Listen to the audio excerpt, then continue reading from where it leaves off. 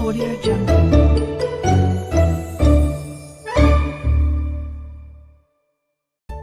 पति का देहांत हो जाने के बाद 2 जवान बेटियों की जिम्मेदारी अकेले सोमती के सर पर आ जाती है। गरीब होने के कारण उनके घर में हमेशा राशन और जरूरत की चीजों की कमी रहा करती, जिसके कारण उन्हें ठीक से 2 वक्त का खाना भी नहीं मिल पाता था। एक दिन उनकी बस्ती में कुछ दूरी पर भंडारा हो रहा था, तो सोमती की दोनों बेटियां वहां से खाना लेकर आती हैं। माँ, हम खाना ले आए हैं, आओ खाना खा लो। नहीं नहीं, तुम दोनों ही खा लो, मुझे भूख नहीं है जरा भी। माँ, आप क्यों झूठ कहती हो? कल रात को राशन खत्म होने के बाद से तो हम तीनों ने कुछ भी नहीं खाया है। आप आओ, हम तीनों मिलकर खाना खाते हैं। हाँ माँ, और वैसे भी हम खाएं और आप भूखी रहोगी तो हमें अच्छा नहीं लगेगा। सोमती अपनी दोनों बेटियों की बात मानते हुए उनके साथ खाना खाने लगती है। तभी उसकी बड़ी बेटी मीना कहती है, माँ, आज तो भंडारे के खाने से काम चल गया, लेकिन रोज तो हमें भंडारा नहीं मिल सकता ना, इसलिए हमें कोई ना कोई तो काम ढूंढना होगा जिससे हम अपने घर का गुजारा कर सकें। हाँ मीना बेटी, तू सही कह रही है। जब तक तेरे पिता थे, इस गरीबी में भी हमारी हालत कभी इतनी बुरी नहीं थी, लेकिन उनके जाने के बाद तो हमारी दुख और तकलीफें बढ़ ही गई हैं। माँ, आप चिंता मत करो, हम काम ढूंढ लेंगे। कोई ना कोई काम तो मिल ही जाएगा और फिर सब ठीक हो जाएगा। इस तरह तीनों माँ बेटी एक दूसरे को हिम्मत देती हैं और अगले दिन से ही वो तीनों काम की तलाश करने लगती हैं। बहुत ढूंढने पर भी उन्हें कहीं काम नहीं मिलता, जिसके कारण वो हमेशा निराश होकर घर लौट आया करती। बात एक रोज की है, जब उनकी पड़ोसन उन्हें घर में बनाए पालक पनीर खाने के लिए देती है। माँ, आंटी के बनाए पालक पनीर में तो कोई खास स्वाद नहीं है, इससे अच्छा पालक पनीर तो आप बनाती हो। बिल्कुल सही कहा रजनी ने, लेकिन पैसों की तंगी के चलते अब हमारे नसीब में कहाँ है पालक पनीर खाना। ऊपर से कोई काम भी तो नहीं मिल रहा। माँ, आज जब मैं पास वाले रेलवे स्टेशन से गुजर रही थी ना, तो मैंने वहाँ पर बहुत सारी खाने की चीजों का ठेला देखा। मैं तो कहती हूँ कि अगर कोई काम नहीं मिल रहा तो हम भी खाने की चीज का ठेला लगाते हैं। हाँ दीदी, ये तो आपने सही कहा, लेकिन दीदी हम बेचेंगे क्या? हम पालक पनीर और चावल बेच सकते हैं, और एक बार काम शुरू करेंगे तो धीरे धीरे सब ठीक हो जाएगा। हाँ मीना बेटी, तू सही कह रही है, मैं भी कहीं से पैसे का इंतजाम करती हूँ। अब सोमती अपने किसी जानने वाले से कुछ पैसे उधार लेकर एक ठेला और खाना बनाने का सामान खरीदती है। फिर सोमती स्वादिष्ट पालक पनीर और चावल बनाकर ठेले पर रख देती है, जिसके बाद उसकी दोनों बेटियां पालक पनीर का ठेला लेकर रेलवे स्टेशन पर बेचने जाती है। पालक पनीर, गर्मा गर्म पालक पनीर के साथ चावल खाओ, आओ पालक पनीर खाओ। स्वादिष्ट पालक पनीर खाओ, आओ आओ पालक पनीर खाओ। दोनों बहनें रेलवे स्टेशन पर आवाज लगा लगा कर पालक पनीर बेचने की कोशिश करती है। आने जाने वाले लोगों को खाने के लिए कहती है, लेकिन एक भी ग्राहक उनके ठेले पर नहीं आता, तो वो निराश होकर अपना ठेला लिए घर आ जाती है। कोई ग्राहक नहीं आया और सारे के सारे पालक पनीर और चावल ऐसे ही पड़े हैं। इस तरह तो जो कर्जा मैंने इस काम के लिए लिया है वो भी चुकाना मुश्किल हो जाएगा। नहीं माँ, हम इस तरह हार नहीं मान सकते। हमें कुछ तो सोचना ही होगा और कुछ तो ऐसा करना होगा जिससे हमारे लोग ठेले पर आए। दीदी, हम ऐसा कर सकते हैं कि एक प्लेट पे एक प्लेट पालक पनीर फ्री कर देते हैं, इससे कुछ तो ग्राहक हमारे ठेले पर आएंगे ही। हाँ, तू सही कह रही है रजनी, ग्राहकों को बुलाने का ये सही तरीका है। अब हम ऐसा ही करेंगे। अगले दिन सोमती फिर ताज़ा पालक पनीर और चावल बनाकर ठेले पर रख देती है और उसकी दोनों बेटियां रेलवे स्टेशन पर चली जाती है। पालक पनीर, एक प्लेट पालक पनीर, एक प्लेट पालक पनीर के साथ दूसरी पालक पनीर बिल्कुल मुफ्त। आइए, स्वादिष्ट पालक पनीर खाइए। क्या कहा? एक प्लेट पालक पनीर पर दूसरा पालक पनीर मुफ्त? क्या बात है, फिर तो मुझे भी एक पालक पनीर खिला दो। हाँ हाँ अंकल जी, क्यों नहीं, मैं आपको अभी देती हूँ। मीना गर्मा गर्म पालक पनीर और चावल एक प्लेट में परोसकर उस आदमी को दे देती है। जिसे खाते ही वो तारीफ करते हुए कहता है, वाह वाह, इतने स्वादिष्ट पालक पनीर खाकर मजा आ गया। बहुत बढ़िया बनाया है बेटी। धन्यवाद अंकल जी। कुछ ही देर में वो आदमी 2 प्लेट पालक पनीर चावल खाकर उन्हें पैसे देकर चला जाता है और फ्री के चक्कर में उनके ठेले पर लोग आने शुरू हो जाते हैं। अब धीरे धीरे दिन बीतते हैं और फ्री खाने के चलते लोग उनके ठेले पर पालक पनीर चावल खाने के लिए और भीड़ लगाना शुरू कर देते हैं और इस तरह 2 महीने हो जाते हैं। और एक रोज जब दोनों पैसों का हिसाब किताब कर रही थी तो सोमती कहती है, तो इस महीने कुछ फायदा हुआ या नहीं? माँ, फायदा ही तो नहीं हो रहा। पालक पनीर बेचने से जितनी कमाई हुई है ना, उससे ज्यादा तो हमारी लागत लगी है। हाँ माँ, एक पर एक प्लेट फ्री देने के चक्कर में हमें कुछ ज्यादा फायदा नहीं बल्कि नुकसान हो रहा है। इसलिए बेहतर होगा कि हम फ्री में पालक पनीर देना बंद कर दें। तुम दोनों को जो ठीक लगता है करो।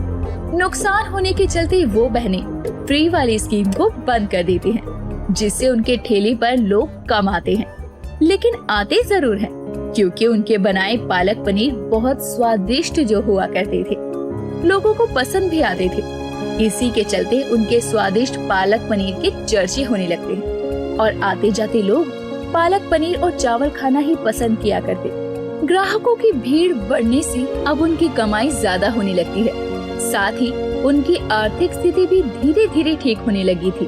तभी एक दिन जब सोमती खाना बना रही थी, माँ, पनीर तो और महंगा होते जा रहा है। हाँ, महंगाई भी तो आसमान छू रही है, तो खाने की चीजों पर तो असर पड़ेगा ही।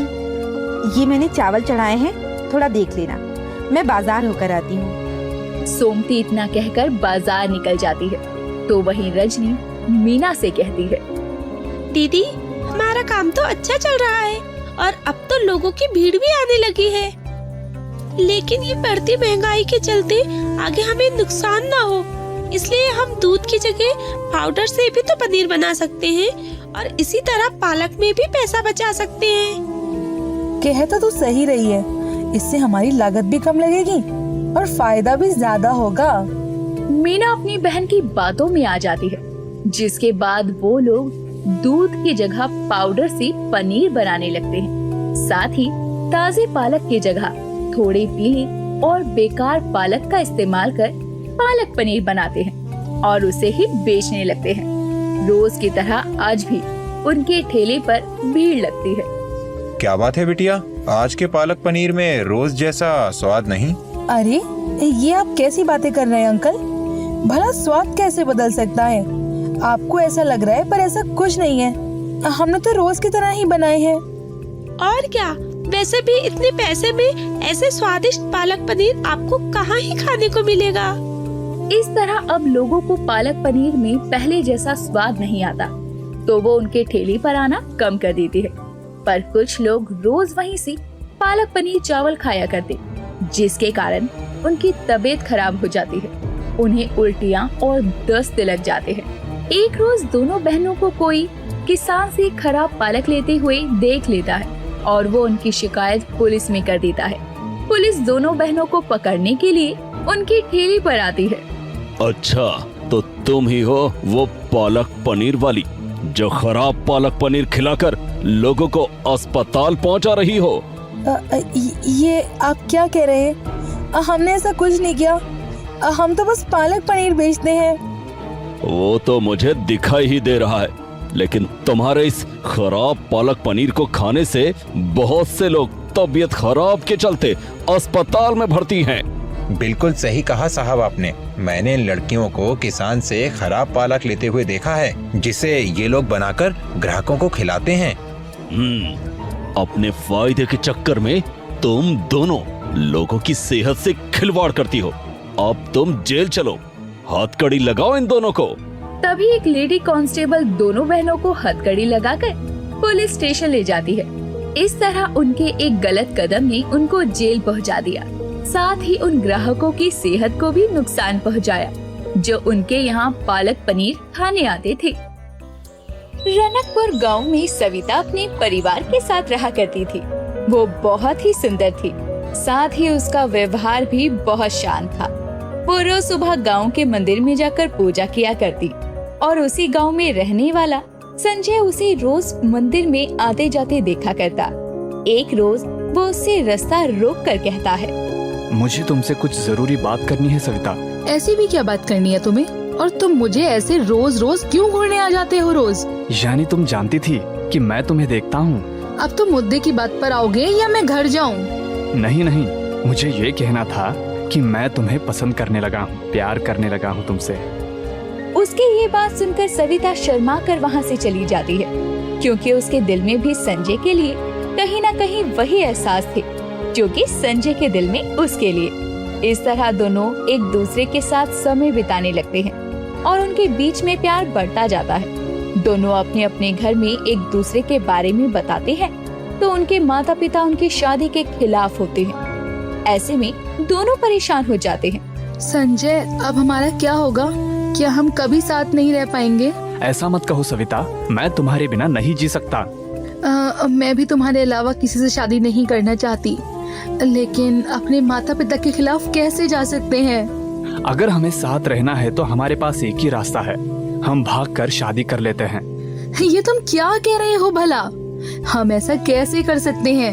मैं ऐसा इसलिए कह रहा हूँ कि एक बार शादी हो जाने के बाद हमारे माता पिता किसी और से हमारी शादी के लिए जबरदस्ती नहीं कर सकते। मेरी बात मानो, यही सही है। सविता संजय से बहुत प्यार करती थी, इसीलिए वो उसकी बात मान जाती है और दोनों भागकर शादी कर लेती हैं।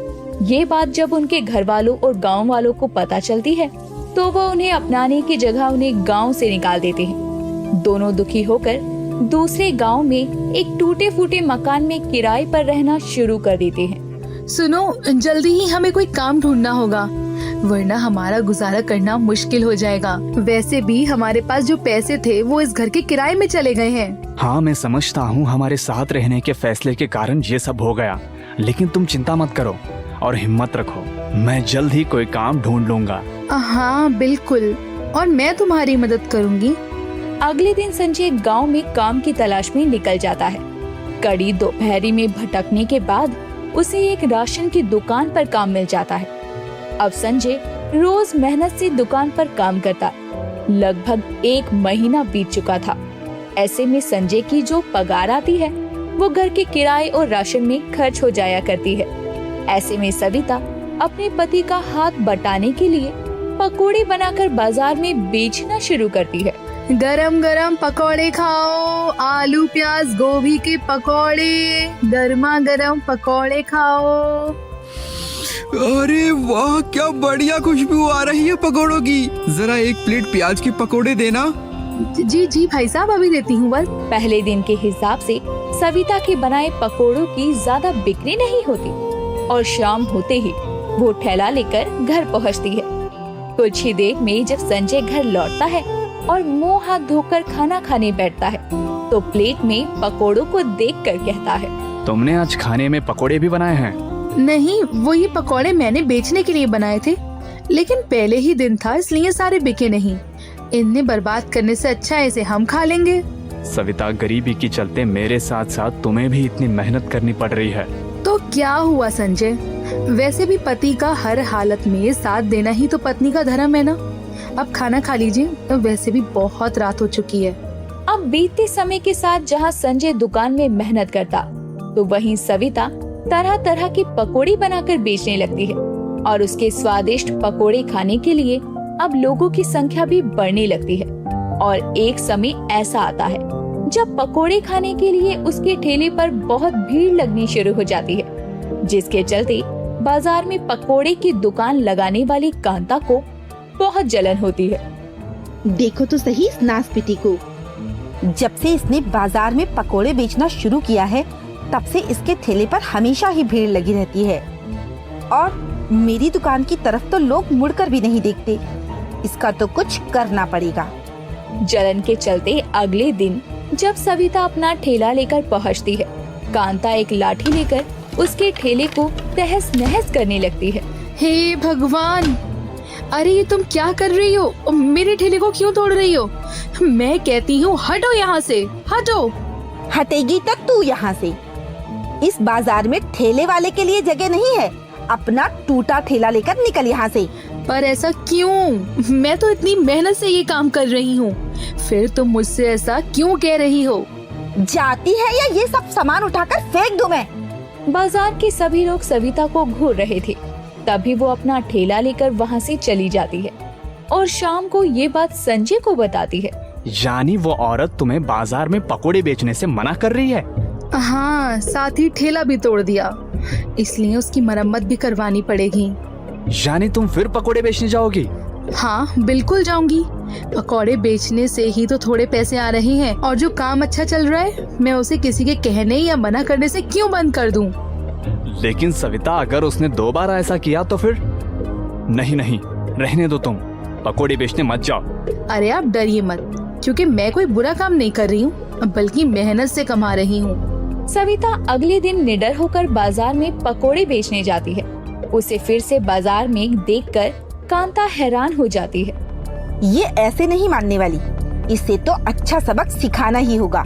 सविता आवाज लगा लगा कर अपना काम कर रही थी। तभी कांता बाकी के दुकानदारों को भी अपने साथ ले आती है और अचानक ही सविता पर हमला कर उसे मारने लगती है। बचाओ मुझे, कोई बचाओ, छोड़ दो मुझे, छोड़ दो। बाजार में आते जाते लोग सविता की ये हालत देख रहे थे। कोई भी उसकी मदद के लिए आगे नहीं बढ़ता। तो उधर राशन की दुकान पर संजय को सविता की चिंता सताने लगती है, तो वो तुरंत छुट्टी लेकर बाजार की ओर जाता है, जहां उसे सविता बहुत ही बुरी तरह घायल मिलती है और वो उसे अस्पताल लेकर जाता है और उसकी मरहम पट्टी करवाकर घर ले आता है। क्या हालत कर दी है उन्होंने तुम्हारी? ऐसी भी क्या दुश्मनी जो किसी की जान पर बनाए? पता नहीं, हम गरीबों के नसीब में इतने क्यों दुख लिखे हैं। कुछ ही दिनों में सविता घर पर रहती है। उसकी दवाइयों में बहुत खर्चा होता है, जिससे फिर से पैसों की तंगी होने लगती है। तो सविता ठान लेती है कि भले ही वो पकोड़े बेचने बाजार नहीं जाएगी, लेकिन घर बैठे ही पकोड़े जरूर बेचेगी। जिसके लिए वो पकोड़े बनाते हुए एक वीडियो बनाती है और उसे YouTube पर डाल देती है, जो कि बहुत वायरल होने लगती है।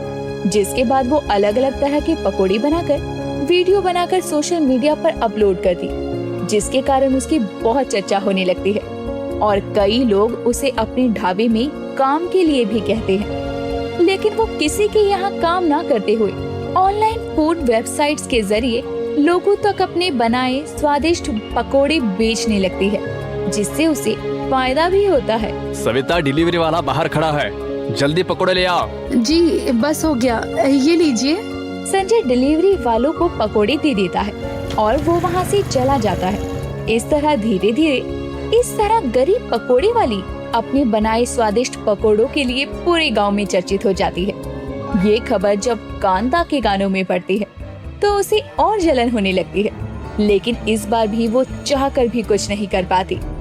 एक रोज पकोड़ों की बिक्री से आई कमाई से सविता घर में नया चूल्हा लाती है। आखिरकार तुम्हारी मेहनत रंग लाई सविता। इतना सब कुछ हो जाने के बाद भी तुमने हार नहीं मानी और काम करती गई। और इसमें मेरा साथ दिया है आपने, और वैसे भी ये तो अभी शुरुआत है। मुझे तुम पर गर्व है, क्योंकि तुमने अपनी मेहनत लगन से काम करते हुए खुद को चर्चित किया है। भगवान बस ऐसी कृपा बनाए रखे हम पर। इसके बाद दोनों पति पत्नी अपने काम पर ध्यान देते हैं और अपनी आर्थिक स्थिति को पटरी पर ले आते हैं। तो वहीं गांव और आसपास के लोग सविता को गरीब पकोड़ी वाली के नाम से बुलाने लगते हैं, क्योंकि उसके बनाए तरह तरह के पकोड़े बहुत स्वादिष्ट थे।